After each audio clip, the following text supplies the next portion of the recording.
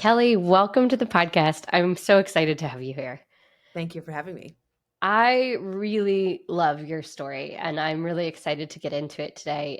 You've had an incredible journey and done a feat that very few can say that they have, which is raising nearly $1 billion with a B dollars in private capital, and also building a career in alternative investments. I want to, hear from you what inspired you to create Alternative Wealth Partners and how its mission really reflects your values. So I've been in this space for almost 15 years in the alts space. And I came from a household where I had two parents in financial services. They were early investors. They were flipping apartment complexes in the 70s and Wow. 80s. And so they were just kind of going against the grain from the very beginning. And that was instilled in myself and my two siblings. And so we were encouraged from an early age to kind of figure out what our lane was. And mine started in sales and then operations and then ultimately ended up in oil and gas. I'm five generations, so I was going to end up there anyways. But I found my own way. And that was kind of my first exposure to private equity. Ultimately, that career led me into more investor advocacy and like family office spaces. Mm. And that's where I really got to see behind the scenes of like large wealth management operations. And I saw things that I didn't like. And so, in 2020, I think it was a big catalyst for a lot of people who were starting kind of their own thing. They had this moment where they had an opportunity of clarity, and it was like, actually, this isn't my purpose. I have another calling. This is what I want to do. And I had that moment. And so that was my decision. I'm going to start this company and focus on, transparency, making decisions that matter, and working for people that'll actually appreciate my time and efforts. Mm. I want to stay there for just a second because I shared with you before we hit record. There's so many stories of founders that have come on this show that are like, felt like they were kind of going against the grain or beating their head against the wall, or just, felt that those traditional workplaces weren't built by or for them, and really didn't work for them. And it was like this vision of like, what if I could create my own place to work where people like me or people who shared my vision, could be a part of it. What were those moments like for you? Like, what were the moments where you were like, oh, I'm not, because you strike me as somebody who's highly capable, and a lot of us are, right? We're like in these environments where it's like, we can do these jobs, but this isn't the best use of my time or talents. What was that like for you? I think that a lot of people deal with like imposter syndrome, and you can only like have that feeling for so long before you're like, wait a minute. Um, and I think for me, I was like, I don't have enough experience. I don't have enough experience. Like, I still want to learn because Mm. I had a couple people prior to 2020 tell me like, hey, you can't work for people anymore. Like, you need Mm. to go and do this on your own. And I was like, no, no, no, I'm not ready. And they're like, no, it's today's now. It's now is the time you do it. I'm like, no, I still don't know this. I still don't know that. And that catalyst moment in 2020 was like being in this room with people and realizing, oh, I am the smartest person in this room. Mm. And that should be terrifying Mhm. for everyone. So, I'm a smart, interesting person, but like the amount of money that was moving around, there should have been another adult around. And Mm. so that was my, okay, I am smart enough to do this. I want to create my own room and I want to put smarter people in there with me. Mm. And I think that, if we can get to that moment faster, I think there will be a lot more interesting and successful people out there doing interesting and successful things. If they can Mm. get past that little block that says, I just need to know a little bit more. And this is a really big problem with women specifically, is having that confidence to actually be like, am I the smartest person here?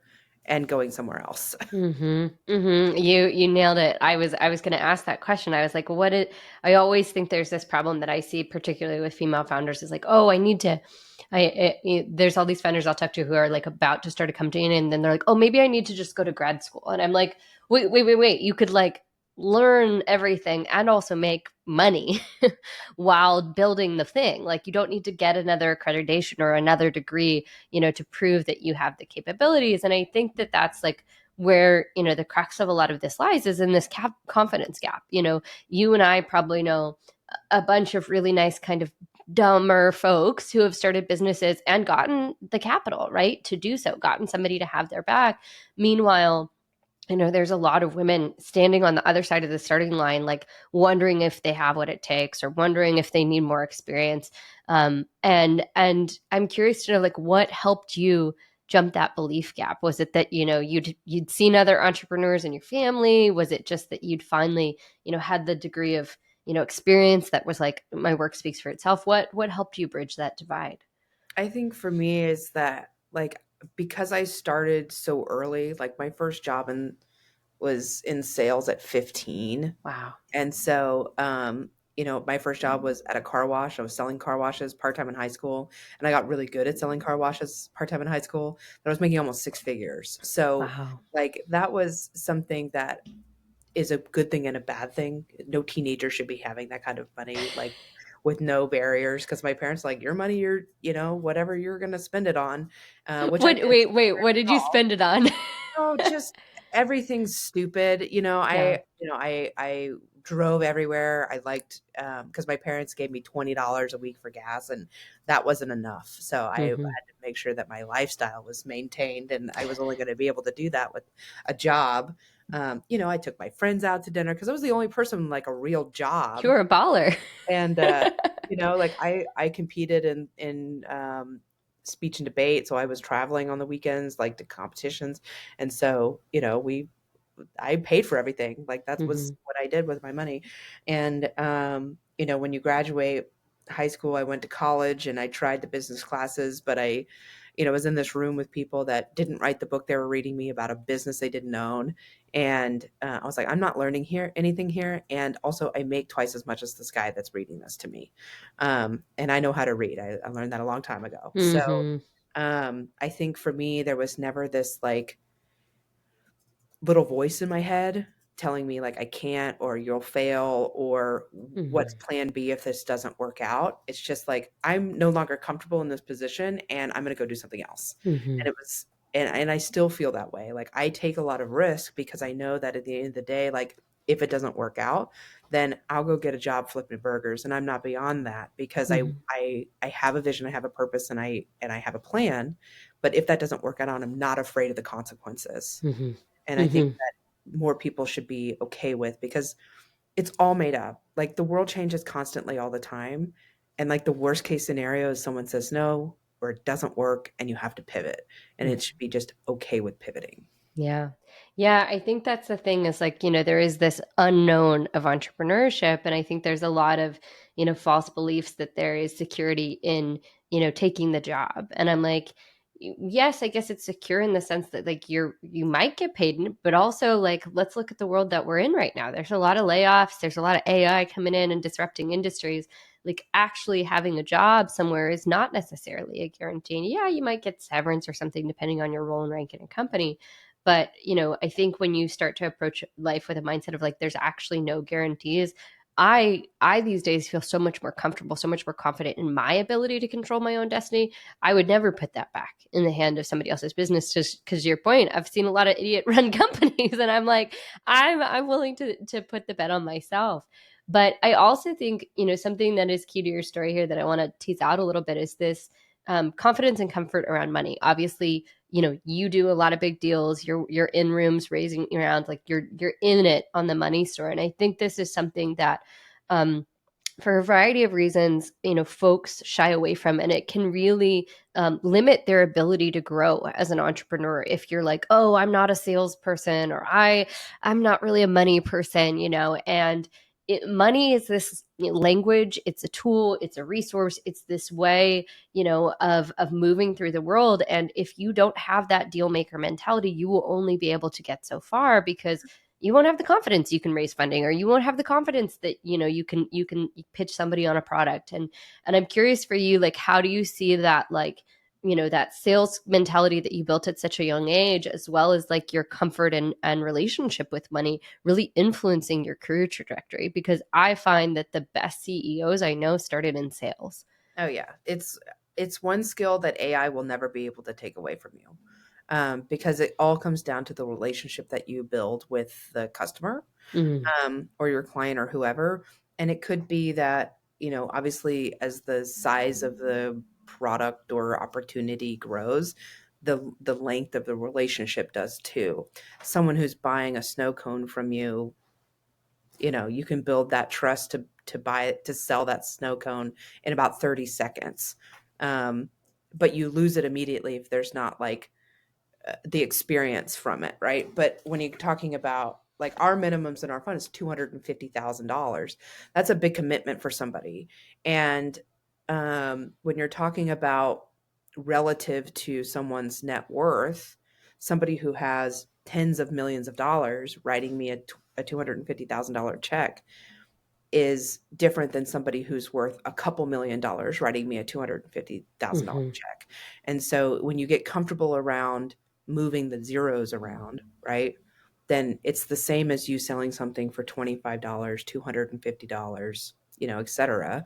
And you just have to say, is the value there to align with what you're asking this person to do relative to their net worth? Hmm. If somebody is scraping together $25 to buy a product or a service from you, they're going to be expecting a very high level of service from you. Hmm. Whereas somebody who, spends $25 a day on coffee Hmm. is going to just have kind of a bare minimum expectation from you.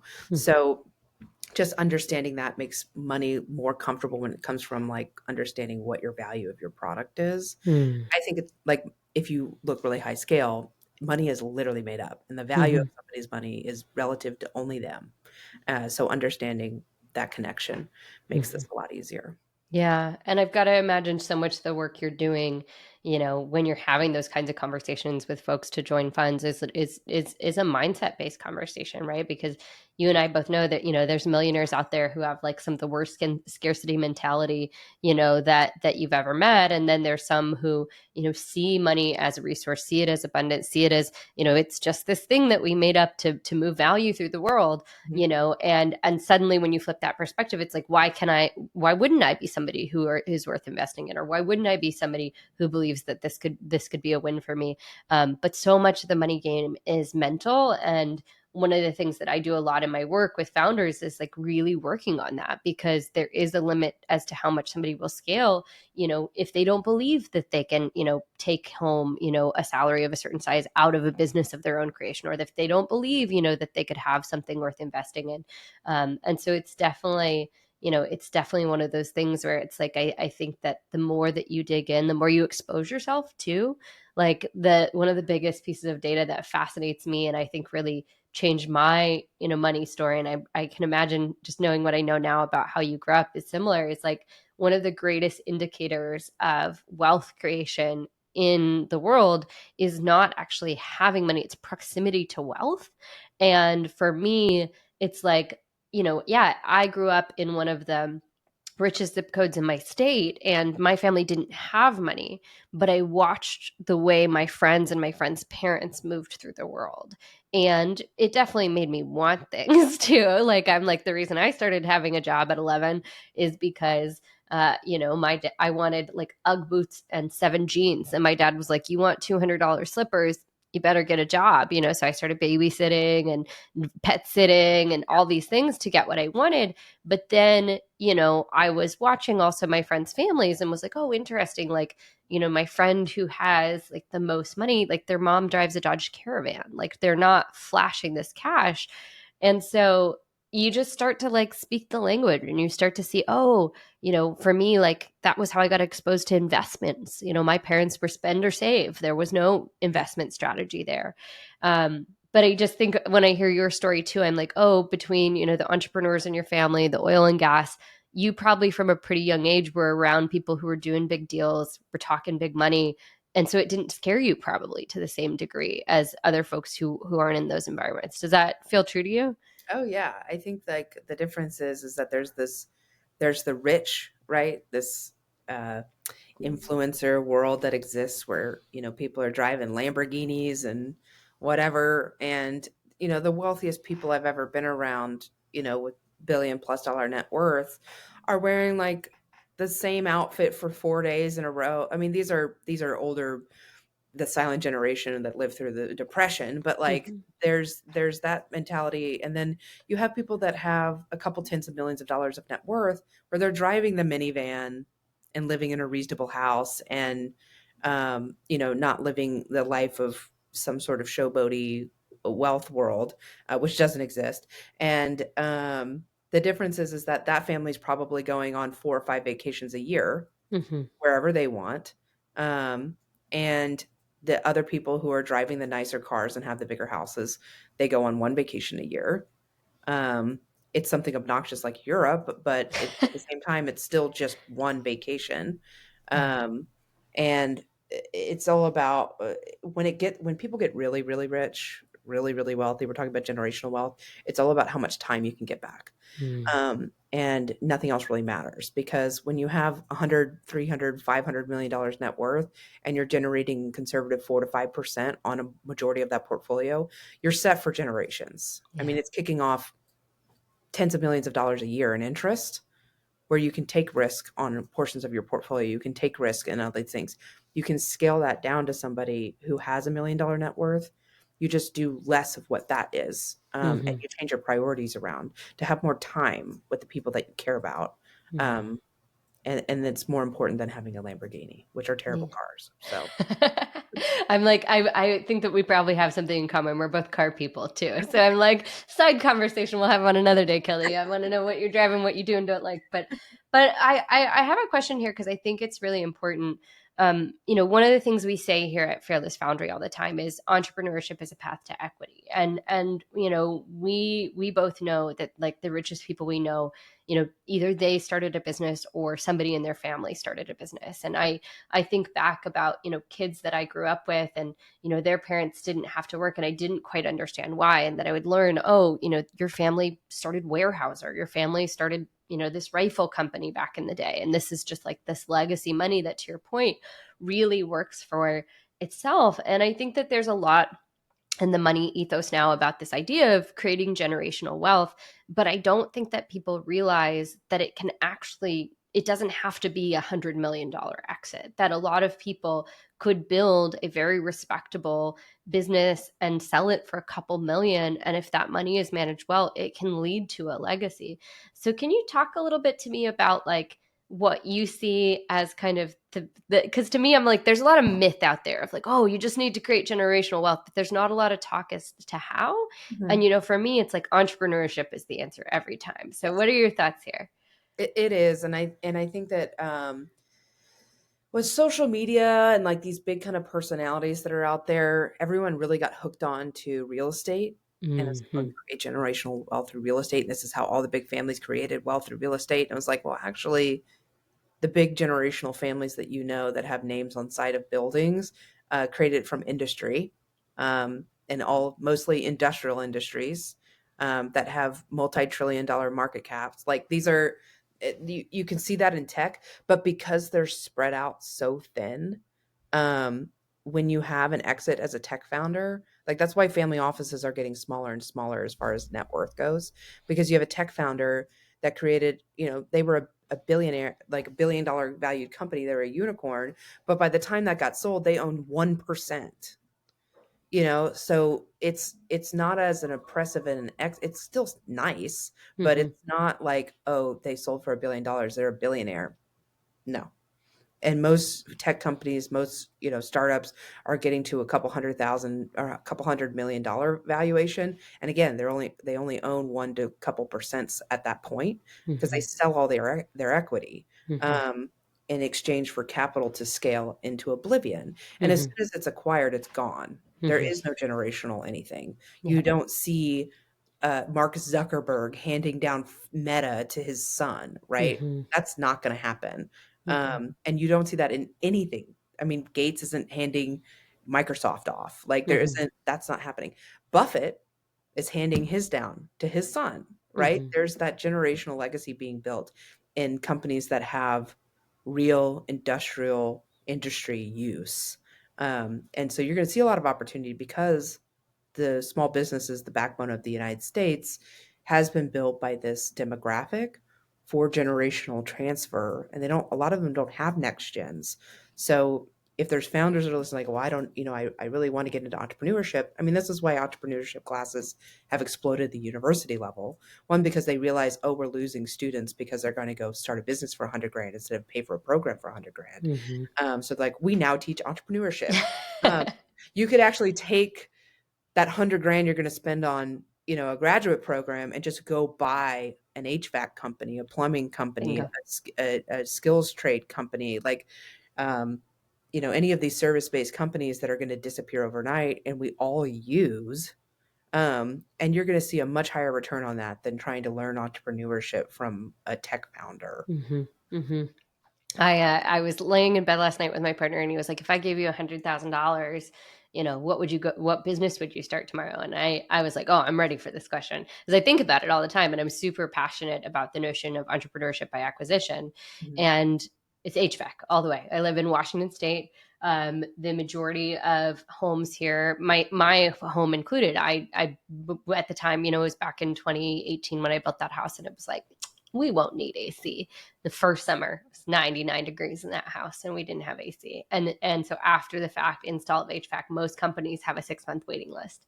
And it's a demand problem. There's just literally not enough businesses doing it. And then to your point, most of the ones that exist, there's a ton of people like plumbing companies. Here's the average age of a plumber in my area is north of 50. And so, I have one friend who he clocks a take home of $250,000 a year simply because he is the only plumber under 50 in our area, you know? Sure. And so it might not be the sexiest thing, but like that is the way to really make money. And I get passionate about these businesses too, because there's such an opportunity to really explode the margins just by enabling tech, just Yep. by adding online booking and automating some of the accounting and putting in a new website and these little things.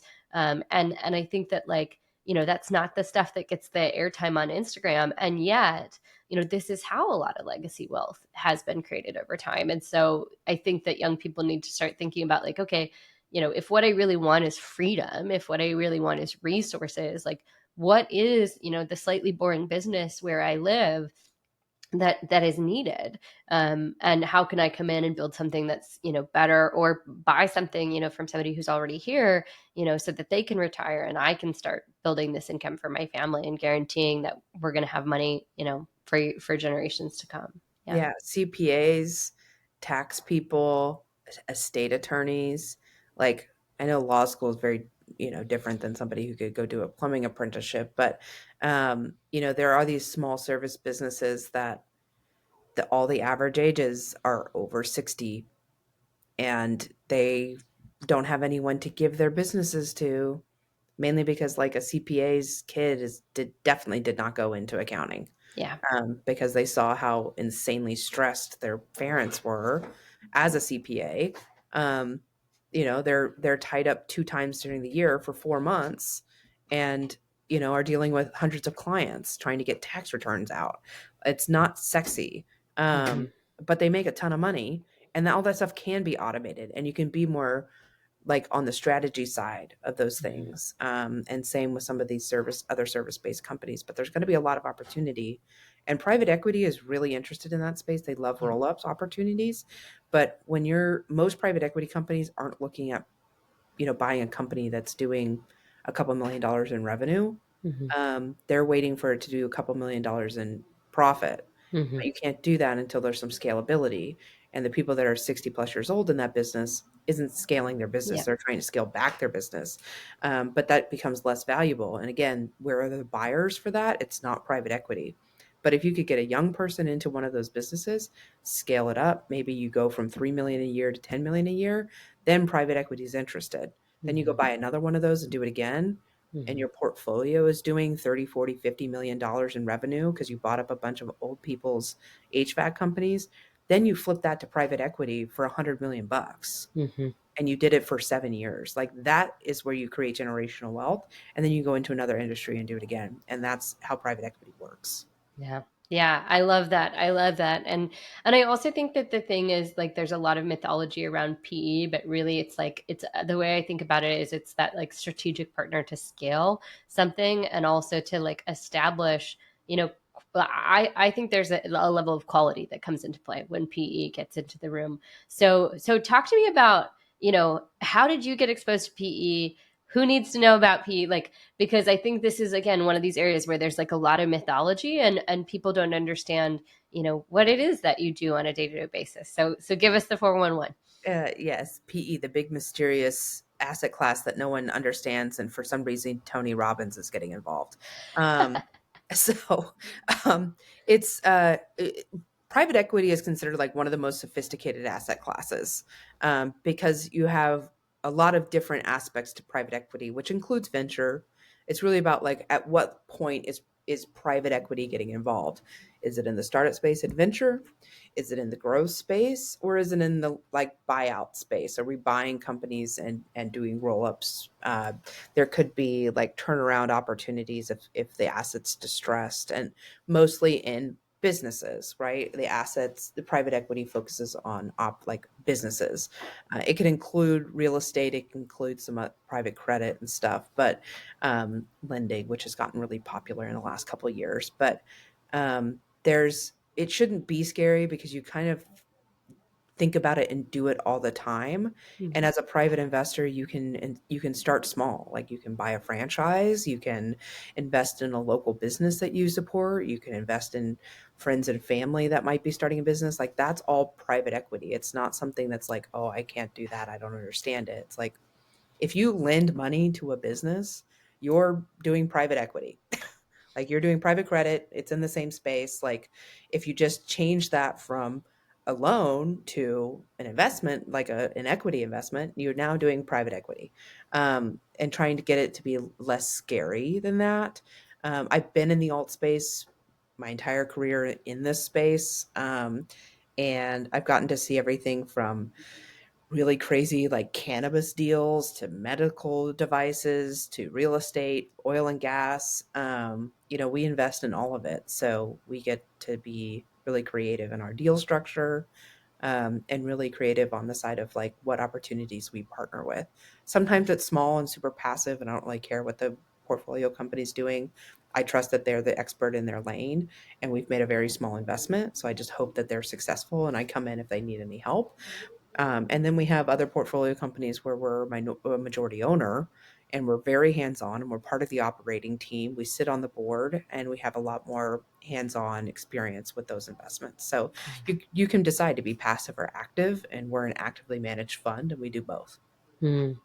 And here's an important question. If I'm like a founder listening to this episode, what are the signs or what are the things that I should be thinking about, to know that my business could benefit from working from coming in front of a PE firm? Because I think a lot of people don't understand, like, you have people whose money you have that literally want you to go out and say these are companies worth investing in. And this is where, again, I think the knowledge gap exists, is particularly for women. Like, we all know the stat that, what is it, less than 2% of female founders, Mhm. receive any sort of outside capital. But I think that's partially because a lot of female founders don't know it exists and don't know, when do I go to get that and how do I go to get that? Um, Not everybody's right for venture money. Like Yeah. venture wants you to like hyperscale. So if you have a business that isn't built to hyperscale, then venture capital is not going to be for you. Private equity is more patient and Hmm. targeting 3x returns. Hmm. Um, that's why they come in later. Like the venture guys are like, okay, how can we get it from 0 to 100? And then once we get to that 100 route, like now we're going to go to PE or corporate who's looking for like, okay, they've established a business. Can we roll it up, do it a merger strategy, acquisition strategy to take it from 100 to 103? And then is that sustainable? That's what they're looking for. Um, and private equity, if you have a business that is very stable, private equity is going to be your best partner. That's when you can start looking at more like family offices or actively managed private equity funds, that do earlier stage stuff. Is that they're going to be impressed if you can say that you can 5x and sell, Hmm. as opposed to we're going to 100x over the next 8 years, Yeah. because that's more venture. And I think that because venture's had quite the reputation the last couple of years, with things not working out, people extending their rounds, like a lot of the VC funds are struggling, the last 5 years PE and family office is like, well, we're better operators and we like to hold companies longer. We're more patient than VC. Is there an opportunity here? So you see them start getting more interested into this space, which I think is going to be a really healthy challenge to venture capital and for the founders that are building stuff, um, especially with the family offices getting more interested in investing directly without going through a fund. Yeah, yeah, I really appreciate that breakdown. And I also think, again, it's like the more you understand where these different types of capital come into the conversation, and the more that you understand, like, if your business model is a fit for them in the first place, the more you can explore, and this is one of the goals that I have for the podcast and the work we do is to just show people that there's all these options out there, because so many of us bootstrap, bootstrap, bootstrap, and then just burn out, and capital is that key thing sometimes that can, you might have something very good, but unless you can hire the right people, unless you can afford the right systems, unless you can, get the word out there from a marketing and a branding perspective, it is that like differentiator between you being able to make it big or you just, staying in this tiny lane. And some businesses, then, run the risk of, especially my background's in tech, somebody else coming in who just had the resources to make it big, and copycats your idea or, enters into the market space. So I have this background in finance, and particularly finance related to technology. Fun fact, I worked with way too many accounting professionals for a really long time. And I also have like a bit of, an experience of being in kind of these spaces that are pretty male dominated. And one of the things that I really admire about you and the work you're doing, Kelly, is that, you are in, a space that tends to be a bit of a boys club. And I'd love to just talk a little bit about, the patterns or the cultures that you saw in those environments that you had to unlearn, or the ways that you, intentionally built differently, so that, the way that you're showing up as a leader is not falling into those like kind of norms that are very common in these more, male led spaces. I think that a lot of it is, I struggled a lot with more of being younger than being a woman in a lot of Hmm. these spaces, especially like in oil and gas. Um, they didn't necessarily mind because like there are deeply rooted like oil families that are headed by women. So it wasn't Hmm. that wasn't unusual, but I think it was the fact that I was like 20 years old trying to tell a 75-year-old man that oil prices don't belong at $130 a barrel and not being taken seriously. So Hmm. I think that like earlier in my career, my challenge was being young. And then about midway through my career, it was more like, okay, I am literally the only woman in the room here. Hmm. um, but it's about leaning into your ownership and your leadership and what you know. I think it's a little bit more respected now. There are rooms that you just don't get invited into, um, and so you kind of have to force your way into them. I've spent the last 5 years as AWP that I have a thought and a strategy that is respected, so I'm invited into those spaces now. And I think that if you push enough, that it gets beyond what is typically been dismissed. But there's still those comments that are being made that like, oh, we're looking for this individual for this thing, and somebody suggests like a person, and they might be a woman, they might be a person of a color, and the response being like, oh well, we need to make sure they're smart. Hmm. Okay. Well, none of the things that I described as a person would suggest otherwise, that it would not be a smart person, right? And so there is that, and you just have to push back. And thankfully, like, I mean, I have a lot of privilege. I'm like a blonde, blue-eyed white person from Texas, right? So I look like all their granddaughters. So they can't tell me no, because they're not telling their granddaughter no to anything. Hmm. They call grandfather up and they say, "I want a pony." She's getting a pony, okay? And I'm the same way. I walk into those rooms and I'm like, "I want this, that, and the other thing." They're like, "Okay," Hmm. and I get to use and leverage that privilege to say like, if I deserve to be here, so do they. Hmm. And I don't get any pushback on that because again, I'm their granddaughter. They can't tell me no. And I think more I, people should use that, like leverage their privilege to create opportunity for other people. Yeah, that's exactly where I wanted to take this next question is like, how do you flip the script? Because I've been doing some mentorship of kind of young founders, especially ironically through a university-based entrepreneurship program. And, I'm not one to shy away from the conversation around like you will be, up against rooms where you stand out. I was for a long time in my career. I was always the youngest. I was always the only woman in the room for a long time. And there is this realization where, if you're a strategy minded as we both are, it's like, I could use this as a detriment. I could sit here getting pissed about it. I could, you know, feel so unfair, or I could flip this script and be like, you're lucky to have somebody with my perspective in the room. I am the only one representing my generation in this conversation. I am, just as smart as everybody else. And in fact, I can kick the door open and hold it open for other people. And I think that's generationally something very different for us as opposed to the women who came before. I don't know what your experiences were like, but I was telling one of my mentees the other day this story of, this very large tech company that I worked at, and I was the youngest and only woman, besides one other, to work on the executive floor that wasn't an admin. Like everybody else who was a woman on the floor was an executive assistant or something like that. And every day for like a year, this one other woman who was the CMO of the company would literally like slam the door in my, like she would, we just, our commute timing was the same. And she, would slam the door as she would go in the office, and I would kind of have this moment, and then I'd like, wait, and then I'd let myself in, because it was like, this perception of like, I have made it to the top and I had to claw and fight and be one of the guys and learn how to play golf and do all this bullshit to get here. And you got to like pay your dues. And I think that's the difference between like those of us who are now here. We're like, yeah, no, like I'm not going to kick your teeth in, to keep my like there can only be one mentality around like the seat at the table sort of situation. But I'm curious to hear your experiences. Like, how did you flip that script, inside your head? Because I think there's a lot of messaging that is a little bit detrimental to women that almost over indexed into the direction of like, you're going to be limited, you're going to be limited. And that maybe set our mindset back a little bit about it. What do you think?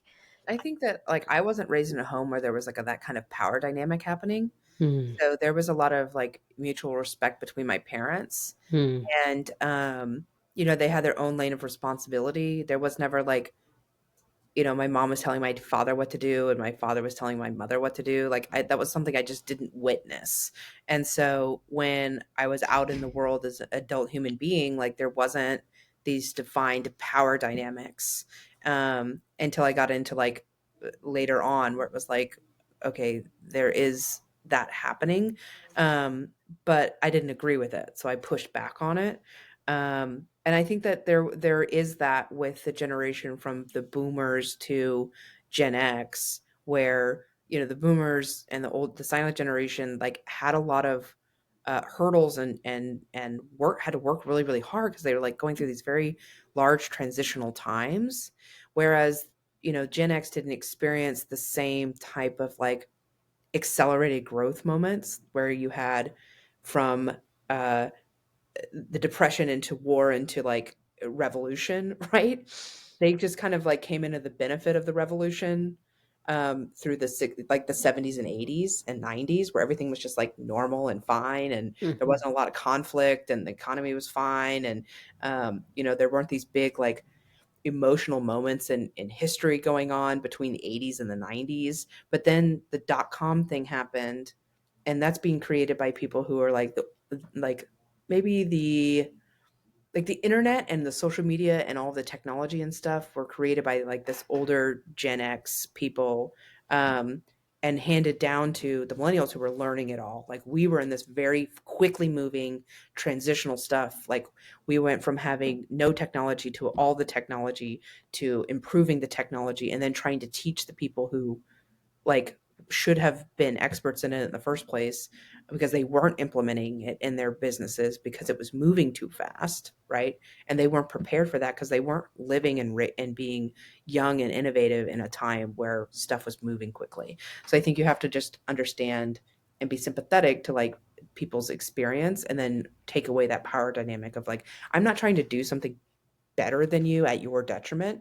I'm trying to make it better because I see you struggle and here's the solution instead of Mhm. like, you should also struggle, which doesn't make any Mhm. sense. And women are Mhm. really bad at that. Mhm. And men also do this. And I think that I hope that in the next, decade that we spend more time sharing space together because Yeah. I love women's events. Like I sit on two female founded, like female focused nonprofits.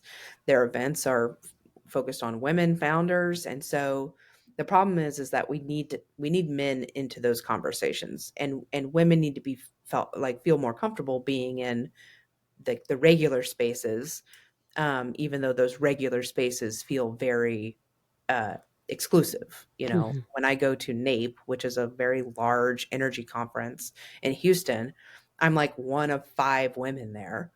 And it's because the women don't feel comfortable going to that and or not invited, right? Mhm. If the team is like, oh, we're going to NAPE, they don't think, oh, let's invite Susan from accounting to Mhm. NAPE, but they should. And I think that people should just be okay with, okay, I'm probably going to be the only woman here, but I need to be part of the conversation. And Mhm. and we should try to figure out how to make the women's events more accessible and more welcoming for men, because I think that they get a lot out of it. When I see men at women's conferences, they're like, "Oh, this is so nice." I'm like, "Yeah, it is nice when you start your conference with like a sound bath instead of like Mhm. a coffee and like networking first thing in the morning." You know, it's a different experience at a women's conference where it's focused on how can I sustainably absorb new information without it being like overwhelming and all about like how many hands I can shake and cards I can collect. Mhm. Yeah, and I also think there's a level at which, there's so much we have to teach each other or so much to offer. Like, I think that, in my career experience, I feel like women are inherently better at business development because we're non-transactional, or we're not as transactional in our approach to developing relationships, and we network in a really profound and helpful way for each other. And I feel like there's a lot that men can learn there. And I also think, there are women who, like, for myself, I often feel much more comfortable in mixed gender spaces because I am highly ambitious and I see my identity as a founder as pretty forefront to who I am. I'm a mother. I'm a lot of other things, but oftentimes I feel like that side of myself is something that I have to temper, in certain spaces. And I also think there's a lot of learning that can happen from kind of getting to know, these tips and tricks of the trade. I have a lot of friends, for example, who feel like they did not break through to the next echelon in their industry until they started joining mastermind groups that had where they were sometimes the only women, because there were connections that they weren't going to make. There were strategies they weren't going to learn. There was, ways of raising money or leveraging capital that they wouldn't have known how to do, had they not stepped into those rooms. And if we want to get those skills and strategies, we have to be comfortable stepping into those spaces. And I also think we have to get more comfortable at owning, our ambition. I think that, like, this is a challenge for us, is that, ambition is often framed as a little bit of like a dirty word. And I think that for myself, I've really had to, like, I don't want to say struggle, but look at it over the years and, figure out how can I own it. And also, have an alignment in my life, where my ambition isn't like driving me into the ground every single day either. But I think that, like, all of us entrepreneurs have this in common, and also it's something we deeply struggle with. And I'm curious to know, like, how have you, navigated that in your own life and your own work? Obviously, it's like, I think you and I are similar in the sense that, like, you hold up your ambition and you're like, I would not have gotten this far this fast if I wasn't willing to, like, bust my ass and set these big goals or take these big risks. But it's also, it can be a little bit isolating when you're kind of the only hard driver in the room. So talk to me about this. Yeah, I think that one of the best parts about being like one that the entrepreneurship experience is becoming more accessible. Like we're creating these communities, we're finding these spaces where we can interact with each other. Mm. Because sometimes, like it used to be that, oh, you were the business owner in your community, like everyone knows you as the business owner. There's not a lot of other business owners that you can connect with. And now that we have this like global community of entrepreneurs, we have opportunities where we can share space with each other and be around people with like-minded energy, And for me, it was never about me being ambitious. I'm like very connected to my purpose. Mhm. And so I'm driven by purpose. And I think, there is a mind shift that happens when you move away from, okay, I'm ambitious to achieve a goal, which is great. Goal setting is important, but like think really big picture, because this is how you're going to connect with bigger money. Mhm. Because the the family office world, that the ultra high net worth, um, those communities, they're not ambitious. They've achieved everything, right? They literally want for nothing. They could buy anything, they could start anything, they could be successful in anything because of their network.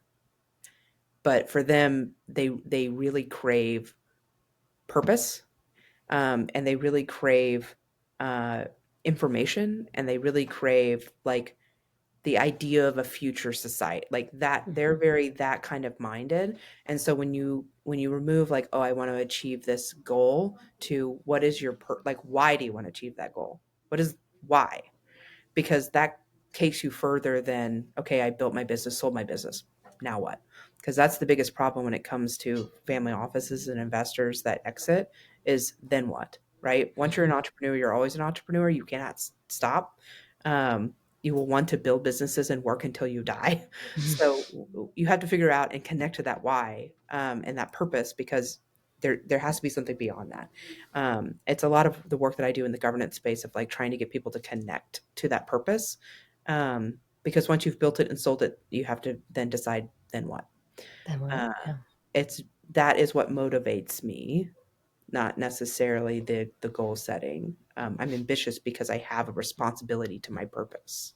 And I think that's the thing, is like that's all, we've all heard the Simon Sinek like start with why pieces and things like that, but I think that this is also really redefining the way wealth moves through the world, because they're the newer generation of wealth creators, see their money as having like a mission or and a vision and a sense of values, and it being this tool to change the future. And I do believe that entrepreneurship or business can move at a faster pace than government to create the systemic change we want to see in the world.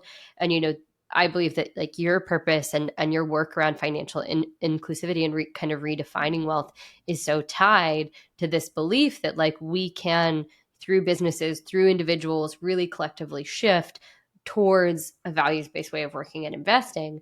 But I think that a lot of people, they don't know that they could be a part of this work even if they don't have $250,000 to cut a check.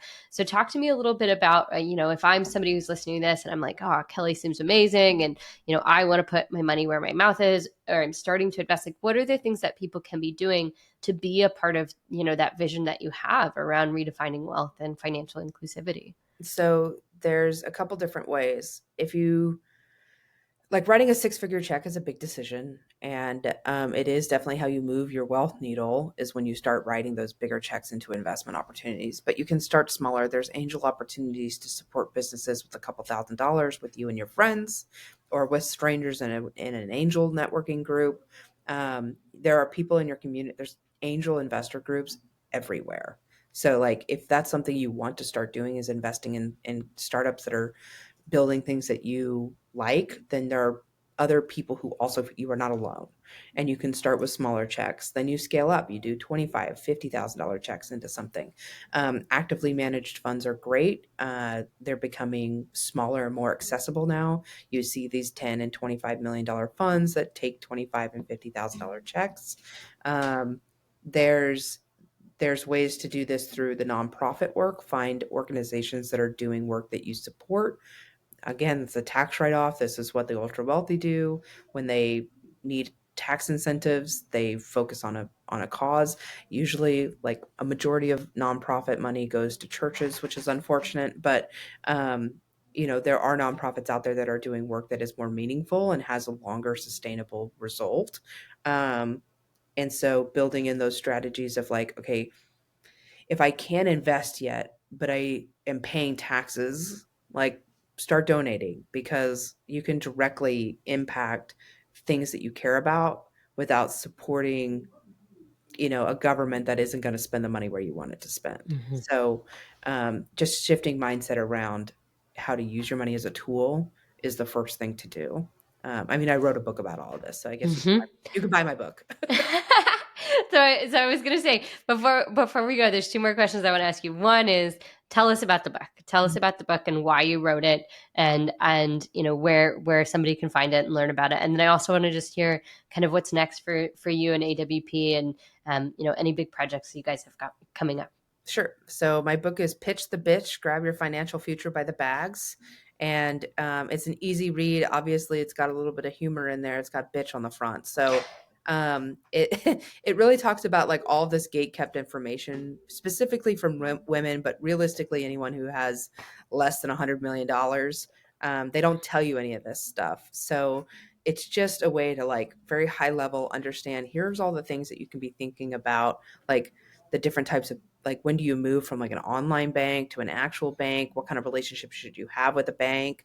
What kind of accounts you should be thinking about? Here's more interesting people in the finance space besides Warren Buffett. Like, just thinking like more broad about financial literacy beyond just budgeting and savings. Like, that's fine. I think there's a lot of coursework and stuff on like envelope stuffing or whatever. It's just not sustainable. There's just not a way to get past that. So Yeah. this is, you have a steady income, you pay your bills, what's next, right? And the book really covers all of that. It's an easy read. You can read it in 2 hours, um, on a plane, in a bathtub, on a beach, wherever. And and I think that I'm funny. And it's little stories about, my experience over the last 2 decades. And um, uh, it's an approachable way. It makes money a little bit less overwhelming and scary because it shouldn't be. And you can buy it wherever books are sold. And I think it's on Kindle or whatever. We're thinking about doing an audiobook, but we'll see. And Cool. but I'm pretty active on LinkedIn too. So if you want to just see my raw opinions about things, you can always follow me on LinkedIn. Um, AWP just launched our third fund. We're raising $150 million. I personally believe we're headed into the next industrial revolution. So we're invested in energy infrastructure and manufacturing, and infrastructure from the perspective of not roads and bridges, but broken systems. Mm. I'm thinking about, all this tech that's being built, AI that's going on. You can build all the AI bots you want, but if you can't turn the computer on or store the data, none of it matters. So Hmm. really focusing on those system stuff. And we're building out our team. We're getting a little bit more institutional as we grow. And I guess by the end of the year, we'll have to decide whether or not we become a full blown wealth management firm or stick to the private stuff that we do now. Wow. Wow. Well, I'm excited to hear what keeps coming. I'm so grateful for you for doing this work, Kelly, and I'm really also deeply grateful for you to take the time so that our audience can learn more about the space, learn about all the amazing work you're doing. So I will make sure to put all those details in the show notes as per usual. So if you want to go and find Kelly's book, I'm like immediately wrote down buy Kelly's book for the whole team because I just think this is such a gift. It's such a gift. There's lots of things you could be doing in this world, but to turn around and open up the door and to show other people how to step through it is really powerful. So thank you so much, Kelly, for your time and for coming on the show. It was awesome to talk to you. Thank you for having me. All right. I'm going to hit